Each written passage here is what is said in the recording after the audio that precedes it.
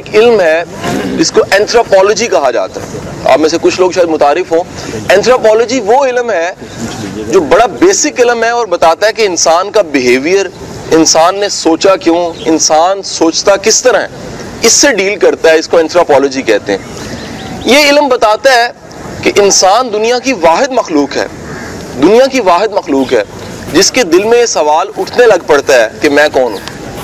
دنیا کی کوئی مخلوق، دنیا کی کوئی نو آج تک اس سوال کو اپنے دل میں اپنی ہی کوشش سے نہیں اٹھا سکی کہ میں کون ہوں اور میں کدھر جا رہا ہوں. یہ سوال اور یہ تلاش کہ میں کون ہوں اور مجھے جانا کدھر ہے، در حقیقت انسان کی ساری ڈیولپمنٹ، انسان کی ساری پرفارمنس اسی سوال کے گرد گھوم رہی ہوتی ہے. حضور والا آج یہ بات پیٹنٹ کہی جا سکتی ہے کہ دنیا کے وہ تمام نام جن سے تاریخ بنتی ہے، دنیا کے وہ تمام نام جنہوں نے کوئی سروس دی، دنیا کے وہ تمام نام جنہوں نے ڈیلیور کیا، دنیا کے وہ تمام نام جن کا آج نام ہم عزت سے احترام سے لیتے ہیں، یہ وہ تمام لوگ تھے جن پہ گمان کیا جا سکتا ہے، جن پہ یقین کیا جا سکتا ہے، جن کو اس سوال کا جواب مل گیا تھا میں کون ہوں. حضور والا میں صرف صوفی سیکشن کی بات نہیں کر رہا جو یہ کہہ رہے ہیں کہ میں موسیٰ نہیں ہوں، فرعون نہیں ہوں، یہ نہیں ہوں، یہ سارا کچھ چلا رہے ہیں. اس کے ساتھ ساتھ آپ کسی پرسن کو لے لیتے ہیں جس میں اس کی ول اس کو ڈرائیو کر رہی ہے، اس کو بگا رہی ہے، اس کو مجبور کر رہی ہے کہ اس نے یہ چیز حاصل کرنی ہے. جب یہ ڈھونڈتا ہے کہ کیا چیز ہے جو مجھے بگا رہی ہے، کیا چیز ہے جو میری ڈرائیونگ فورس بن جاتی ہے، تو پتہ لگتا ہے وہ اس کی خودی ہے، وہ اس کی اپنی شناخت ہے. اس کے اس سوال کا جواب ہے کہ میں ہوں کون. حضور والا میرے استاد تھے ایک واصف علی واصف صاحب، ان سے پوچھا گیا کہ خودی کیا ہے. انہوں نے کہا ہر چیز کا ایک بیسک، بنیادی ایک مقصد ہے، ایک ایسنس ہے، وہ نکال دیا جائے تو وہ چیز نہیں رہتی. اس سے لکھا جا رہا ہے، اگر لکھنے والی چیز سے لکھا نہ جائے تو اس کو قلم نہیں کہیں گے آپ. ایک چیز ہے جی جس پہ بیٹھا جاتا ہے اس کو کرسی کہتے ہیں. صاحب دنیا ساری کہہ دے اگر بیٹھنے کے قابل نہیں ہے تو وہ کرسی نہیں ہے. ایک صفت ہے، ایک ایسی صفت جس صفت کو نکال دیا جائے تو وہ چیز اپنے معنی اور اپنی اہمیت کو ختم کر دیتی ہے. پوچھا گیا سر اس کی وضاحت کریں کہ کیا اشیاء کے علاوہ جاندار چیزوں کی بھی ایسی صفت ہو سکتی ہے کہ اگر وہ نہ ہو تو اس چیز کی شناخت ختم ہوتی ہے. انہوں نے کہا تو مرغے سے اس کی ایک ٹانگ نکال دو پھر بھی مرغا ہے، اس کی پوچھ نکال دو مرغا ہے، اس کے پر نکال دو مرغا ہے، لیکن اگر بانگ نکال دو گے تو مرغا نہیں رہے گا. ان دی سیم وے شیر کی آپ اعضاء اور معاملات کم کر دیں لیکن شیر کا دھاڑنا اور جھپٹنا اگر آپ نکال دیں گے تو شیر نہیں رہے گا. حضور والا کسی بھی شے کی وہ صفت جو اس کو بقا دینے کے لیے، دوام دینے کے لیے، قائم رکھنے کے لیے، آگے بڑھانے کے لیے اور شناخت دینے کے لیے کام آ رہی ہوتی ہے اس کی خودی ہوتی ہے. تو خودی صرف انسان کے لیے نہیں ہے، دنیا کی ہر چیز کی ایک خودی ہے، اس کا اصل ہے. اس لبادے کے اندر ایک اصل ہے اور وہ اصل اگر نہیں ہے تو وہ چیز نہیں ہے. انسان کا کمال یہ، انسان کی ورائٹی یہ ہے کہ ہم شاید لگتے ایک جیسے ہیں، ہم ہوتے ایک جیسے نہیں ہیں. ہمارے اندر کی ول، ہمارے اندر کا ارادہ، ہمارے اندر کی شناخت، ہمارے اندر کا انسان ایک دوسرے سے بہت جدا ہوتا ہے. اور یہ اتنا جدا ہوتا ہے کہ اگر ایک 3 کلاس کا بچہ کلاس میں بیٹھا ہوا جس کا پڑھائی میں دل نہیں لگ رہا، کھڑکی سے دیکھتا ہے اور کھڑکی سے پار نکل کے ہرن کے پیچھے بھاگنا شروع کر دیتا ہے، لیکن تاریخ بتاتی ہے کہ وہ بچہ جب پلٹتا ہے تو اسے دنیا شیکسپیئر کے نام سے جانتی ہے. وہ 32 ڈراموں کا رائٹر بن چکا ہوتا ہے اور اس کی وجہ صرف یہ ہوتی ہے کہ وہ کھڑکی سے نکل کے ہرن کے پیچھے بھاگنے میں اس نے جو سفر طے کیا تھا وہ خود شناسی کا سفر تھا. اور یہ خود شناسی کے سفر نے اس کو وہ شناخت دے دی کہ آج اس کے گاؤں میں جا کے اگر اس کے نام کو پکارا جاتا ہے کسی بازار میں ولیم، تو 60% لوگوں کے چہرے اس لیے پیچھے ہو جاتے ہیں کہ لوگوں نے ادباً اس کا نام رکھا ہوا ہے. وجہ یہ ہے کہ اس کو شناخت مل گئی، اس نام کے ساتھ شناخت مل گئی، اس نے خودی کو دریافت کر لیا. حضور والا ہم سمجھتے ہیں کہ ہر ایک کی شناخت ایک ہی ہوگی، ہر ایک کی شناخت ایک ہو نہیں سکتی. قدرت کا کارخانہ اگر سارے ایک مزاج کے پیدا ہوئے تو حسن ختم ہو جاتا. اگر سب کی انڈرسٹینڈنگ ایک ہوتی، حسن ختم ہو جاتا. اگر سب برابر سیکھنے والے ایک جیسے ہوتے حسن ختم ہو جاتا. اگر سب برابر سکھانے والے ہی ہوتے حسن ختم ہو جاتا. اگر پیدا ہی صرف دنیا میں ڈاکٹر ہوئے ہوتے تو بننا کیا تھا. اگر ساری دنیا میں ہر بندہ پوئٹ ہوتا برابر کا اور اس کے شعروں کا وزن بھی برابر ہوتا تو دنیا کا وزن شاید اس طرح نہ رہ سکتا, یہ دنیا کا حسن اس طرح نہ رہ سکتا. یہ قدرت نے ساری ویرائٹی اور ہر ایک کی جدا جدا خودی, ہر ایک کی جدا جدا شناخت اس لیے ڈال دی کہ یہ قدرت نے سارے کارخانے کو چلانا تھا. میں کسی کے میں کے بغیر ادھورا ہوں. میں اگر اکیلا ہوں تو میں اکیلا نہیں ہوں. میری جنت اکیلے اکیلے نہیں ہے اگر اس میں سب شامل نہیں ہے. ایسی جنت جہاں پر میں ہی اکیلا ہوں وہ جہنم ہے. حضور والا یہ بات واضح رکھ لیجئے گا, ہماری زندگی کے سارے ٹیسٹ دوسروں کے دم سے ہیں. ہر ایک کا اپنا مزاج, ہر ایک کی اپنی خودی, ہر ایک کی اپنی شناخت ہے. ایک تھیسس یہاں پر رکتا ہے جی.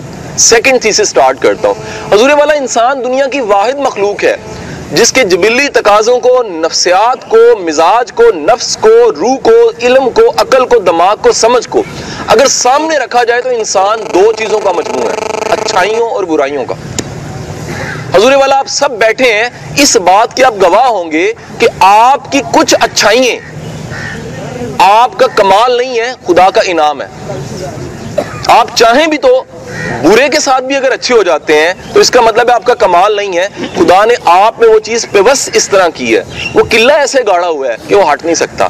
بالکل اسی طرح معاملہ خامیوں کا بھی آ جاتا ہے. ہماری ایک یا دو ایسی خامیاں ضرور موجود ہوتی ہیں جو ہمارے بس میں نہیں بسا اوقات ہوتی ہیں. ہم نے کسی قوم کے قلعے کو فتح نہیں کرنا ہوتا, ہم نے کوئی پانی پت کی جنگ نہیں لڑنی ہوتی, ہم نے ایک جنگ اپنے ساتھ لڑنی ہوتی ہے. اور وہ جنگ کیا ہوتی ہے؟ ہماری وہ خامی, وہ فالٹ جو ہمارے اندر بائی ڈیفالٹ موجود ہے.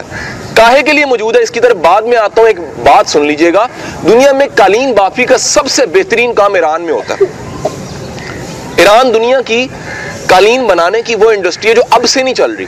یہ اتنی پرانی تاریخ ہے قالین بنانے کی کہ وہ کہتے ہیں قالین وہاں پر آج سے 600 سال پہلے بھی ایسا بنتا تھا کہ اگر قالین کے اوپر وہ بنا دیتے تھے تالاب, اس کی تصویر, تو قالین پہ پاؤں رکھنے سے پہلے لوگ اپنے ٹخنے اونچے کرتے تھے یہاں سے کپڑے کو, کہ ٹخنے اونچے کر لو, یہ نہ ہو اس میں ڈوب جائیں, کپڑے خراب نہ ہو جائیں. حسن اتنا تھا ان کی بناوٹ میں. تو ایک دفعہ سارے قالین بنانے والے مل کے بیٹھے, انہوں نے ایک خیال شیئر کیا. انہوں نے کہا یار مکمل کامل ذات تو رب کی ہے, ہم مکمل نہیں ہو سکتے. اگر ہمارے آج کام میں پرفیکشن اتنی آ گئی ہے تو یہ بھی انسلٹ ہے, صرف پرفیکٹ وہ ذات ہے. تو انہوں نے کام کیا, اپنے خوبصورت قالینوں کے کونوں کو تھوڑی چھنج لگا دی, کھونگی, تھوڑا سا چھید لگانے شروع کر دیے. وہ اپنی بہترین چیز بناتے تھے اور ساتھ کہتے تھے کامل وہ ذات ہے اور ہم اپنے تھوڑی سی چیز کو, اس کا نام پڑ گیا جی, انگلش میں اس ٹرمینالوجی کو کہتے ہیں پرشین فالٹ. یاد رکھیے گا انسان دنیا کی وہ مخلوق ہے جو اپنے ساتھ ایک تھوڑا سا پرشین فالٹ لے کر آتی ہے. انسانی سمجھ میں خدا کے نظام میں کچھ باطل نہیں ہے, سب کچھ مکمل ہے. یہ فالٹ ہی خوبصورتی پیدا کرتا ہے. حضور والا مجھے انسان رکھنے والی میری وہ خامی ہے جو مجھے کبھی کبھی اور کبھی مجبور ہو کے خدا کے سامنے جھکنے پہ بھی مجبور کر دیتی ہے, جو مجھے کبھی گڑ گڑانے پہ مجبور کر دیتی ہے, جو مجھے آیت کریمہ پڑھنے پہ مجبور کر دیتی ہے کہ اے میرے مالک تو دیکھ تو صحیح میرے پیچھے کون پڑا ہے, میں خود ہی پڑا ہوں. میری جنگ کس سے ہو رہی ہے؟ میرے اپنے آپ سے ہی ہو رہی ہے.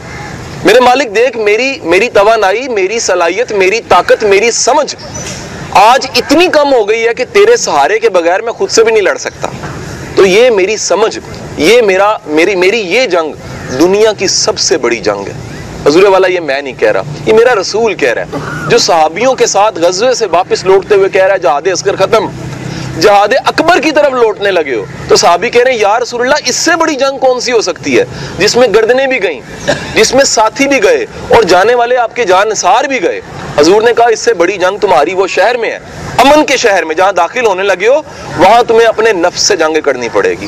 اور نفس سے جنگ کو جہاد اکبر کہہ دیا گیا کہ اس جنگ سے جس میں تلواریں اور گردنیں ہوں گی, اس جنگ سے بھی بڑی جنگ وہ ہے جو میری ذات کے ساتھ جنگ ہے, جو میرے نفس کے ساتھ جنگ ہے, جو میرے پرشین فالٹ کے ساتھ جنگ ہے.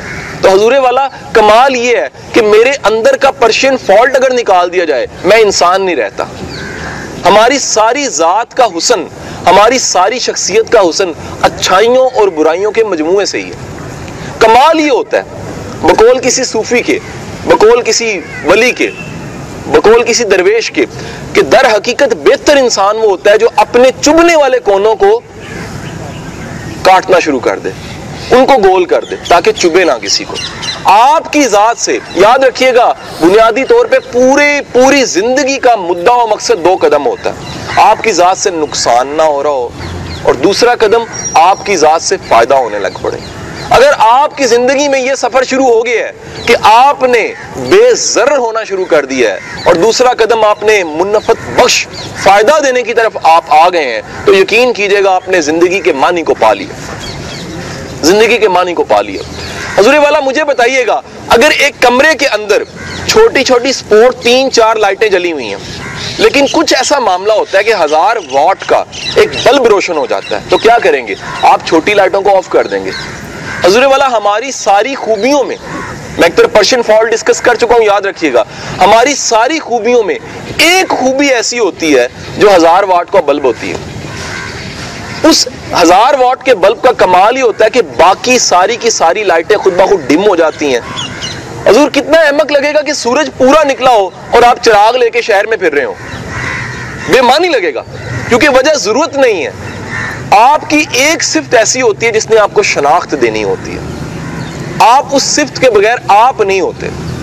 آپ کا جو بھی نام ہے، عبد المجید نام ہے، تو عبد المجید نے اس صفت کے بغیر وہ عبد المجید نہیں ہونا، اور اس نے اپنی زندگی کے مقصد کو، معنی کو پانا اسی صفت کے ساتھ تھا جس صفت کے ساتھ اسے خدا نے پیدا کیا۔ حضور والا جیسے گھر سے بیٹی جانے لگے تو ہم اسے جہیز دیتے ہیں، ایک کلچرل ہے، یہ غلط ہے، لیکن ساتھ باپ اپنی حیا بھی ساتھ دیتا ہے۔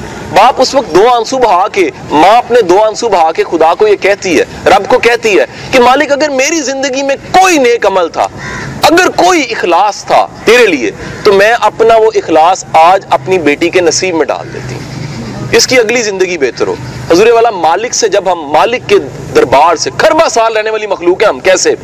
یاد رکھیے گا کریشن کا بیسک اصول ہے کہ اگر کریشن میں چاہوں، اور سر 1 منٹ دیجیے گا، یہ کریٹ ہونے سے پہلے دنیا میں کوئی چیز انسان کریٹ کرے یا کریشن کسی قسم کا کریٹر ہو، کریٹ کرنے والا پہلے یہاں کریٹ کرے گا۔ حضور والا اپنا حسن انتخاب دیکھیے کہ بنانے والے نے آپ کو اس دنیا میں بھیجنے سے پہلے کھربا سال اپنے پاس رکھا ہے، اپنے خیال میں، کریشن کا اصول ہے۔ اور اس کے پاس تو بڑا پرانا واسطہ ہے آپ کا، اس کا تعلق آپ سے بڑا پرانا ہے۔ وہ کہہ رہا ہے کہ جب تیرے پاس کوئی سہارا نہیں ہوگا قبر میں، تو میری یاد اور میرا چراغ روشن ہو جائے گا۔ وہ تیرے زندگی کے تمام اعمال جو میرے لیے تھے، میں ان کا اتنا محافظ، انہیں روشنی بنا کے تیرے لیے لے آؤں گا وہاں پر۔ وہ تیری کرب کی ساری کروٹیں، تیری تکلیف کی کروٹیں، تیری وہ یادداشت، وہ معاملہ، وہ تنہائیاں، وہ بے بسیاں، اگر تیرا کوئی ساتھ ہے کہ نہیں ہے، میرا ساتھ ہوگا۔ یاد رکھیے گا میرا پوری کائنات میں اگر کوئی دعوے دار ہے میرے ساتھ کھڑے ہونے کا تو میرا خدا ہے، میرا کوئی نہیں ہے۔ وہ کہہ رہا ہے کہ ذرا دھیان سے بات کرو، کس کا؟ اس کے ساتھ دھیان سے ذرا چلنا جس کا میرے علاوہ ہے ہی کوئی نہیں، کیونکہ اس کا میں ہوں۔ تو حضور والا میری وہ صفت جو مالک نے میرے نصیب کی ٹوکری میں ڈال کے مجھے ساتھ بھیج دیا، ایک ایسی صفت جس کے بغیر میں نہیں ہوں، اس کو پالنا، اس کو بچانا، اس کو لے کے چلنا اور اس کو کام میں لانے کا نام ہے عبادت۔ وہ مجھے اپنے گاؤں کا وہ بڑا سادہ سا مولوی یاد آتا ہے جو جمعے کی نماز کے بعد اکثر ہمیں کہا کرتا تھا، خدا کے بندو گھر اکیلے نہ جانا، خدا کو یہی نہ چھوڑ جانا، رب کو ساتھ لے کے جانا۔ وہ کیا کرتے ہو؟ 5 دفعہ آتے ہو اور یہیں چھوڑ کے پھر واپس چلے جاتے ہو، یہ ساتھ لے کے جانے والا معاملہ ہے۔ تو حضور والا میری وہ صفت جس نے مجھے صفت دی ہے، اس صفت کو اس کے لیے استعمال کرنے کا نام ہے میری زندگی، میری عبادت۔ اگر میری وہ صفت جو خدا نے مجھے دی تھی، وہ صفات جو خدا نے مجھے دی تھی، ان کی شناخت میں نے نہیں کی، شناخت کے بعد میں انہیں کام میں نہیں لایا، تو میں نے گناہ کیا، گناہ کیا۔ حضور والا آپ کے گھر میں کوئی ایک چھوٹا سا 200 روپے کا کیک پاؤنڈ کا لے کر آئے، آپ اسے مسل دے نیچے رکھ کے، تو بات 200 روپے کی نہیں ہے، وہ قدر دینے کی ہے، جس قدر کو دینا تھا آپ نے، وہ معاملہ اس کو قبول کرنے کا تھا۔ تو آپ ذرا اندازہ لگائیے وہ صفت جو مالک نے آپ کو دی ہے، خدا نخواستہ یہ ساری زندگی کے بال سفید کرنے کے بعد خدا نخواستہ یہ کہیں خیال آیا کہ وہ صفت تو میں نے مسل دی ہے، یہ جرم نہیں ہے تو کیا ہے، اس کی جواب دہی نہیں ہے تو کیا ہے؟ حضور والا سب سے بڑا سوال، وہیں واپس جا رہا ہوں، سب سے بڑا سوال اگر آج تک انسانیت کے دل میں کسی انسان میں اٹھا ہے، سنجیدہ ترین سوال، میں کون ہوں؟ اور میں کون ہوں کے بعد اگلا قدم ہے میرا مالک کون ہے، میں نے اس کی طرف رجوع کرنا ہے۔ اور اس سے بڑی بات یہ ہے کہ جو میرے مالک نے مجھے، کسی نے کہا بہترین شکر کیا ہے، بہترین شکر یہ ہے کہ نعمت کا استعمال منعم کے لیے کیا جائے، نعمت کا استعمال اس کے لیے کیا جائے جس نے نعمت دی ہے۔ اگر آپ کی نعمت اس کے لیے استعمال نہیں ہو رہی تو نعمت ٹکے گی نہیں، رہے گی نہیں، چیزوں کا ذائقہ بے ذائقہ ہو جائیں گی، چیزیں لذتیں بے ذائقہ ہو جائیں گی، معنی بے معنی ہو جائیں گے۔ تو حضور والا اگر آج آپ کی زندگی میں کسی بھی عمر کے حصے میں، مجھے شیخ سعدی شیرازی کبھی نہیں بھولتے، ان کا یہ معاملہ کبھی نہیں بھولتا، منسوب ہے ان سے روایت، منسوب یہ ہے کہ 64 سال کی عمر میں شیخ سے کسی نے پوچھا کہ شیخ آپ کی عمر کتنی ہے؟ انہوں نے کہا 4 سال۔ تو کہا کہ 4 سال تو نہیں ہے، آپ تو ایجڈ لگتے ہیں، بال سفید ہو چکے ہیں۔ کہتے ہیں سمجھ 4 سال پہلے ملی ہے مجھے۔ تو حضور والا سمجھ کا پہلا قدم زندگی ہے، وہ 60 سال کفر کے ہو گئے، سمجھ کا پہلا قدم زندگی ہے۔ اور سمجھ شروع کہاں سے ہوتی ہے؟ اگر آج زندگی میں، آج کے دن اس لمحے آپ سوچتے ہیں کہ مجھے زندگی برڈن سی لگنے لگ پڑی ہے، بوجھ سا لگنے لگ پڑا ہے، تو یاد رکھ لیجئے گا وہ چیز جس سے کوئی کام لینا ہو وہ اس کام کے لیے استعمال ہو جس کام کے لیے بنی نہیں ہے تو برڈن محسوس کرتی ہے۔ حضور والا اگر میں قلم سے لکھنے کی بجائے جنگ مارنے والی شروع کر دوں گا، شاید کو 2 کو مر بھی جائیں لیکن قلم بھی ٹوٹ جائے گی جلدی، کیونکہ اس کام کے لیے بنی نہیں ہے۔ ایک چیز ایک کام کے لیے بنی نہیں ہے تو وہ اپنا دوام نہیں رکھ سکتی، قائم نہیں رہ سکتی۔ تو حضور والا اگر آج برڈن ہے تو برڈن کس چیز کا ہوگا؟ آپ نے دیکھا وہ گاؤں میں چھتیں ڈالی جاتی ہیں تو بالا سا ایک شتیر ہوتا ہے، وہ اوپر برڈن زیادہ وہ ٹیڑھا ہو جاتا ہے، تھوڑا سا اس کی شکل بگڑ جاتی ہے۔ تو حضور والا اگر ہمارا اندر کا شتیر ٹیڑھا ہو جاتا ہے زندگی میں تو ہمیں سوچنا پڑتا ہے کہ وہ برڈن جو ہم نے اٹھایا ہوا ہے وہ ہمارا برڈن نہیں تھا۔ مجھے وہ جملہ کبھی نہیں بھولتا جو کہ سادہ سے کسی درویش نے ایک بات سمجھائی، اس نے کہا پریشان ہونے لگو نا تو یہ ضرور سوچ لینا کہ یہ پریشانی میری بنتی بھی ہے کہ نہیں بنتی۔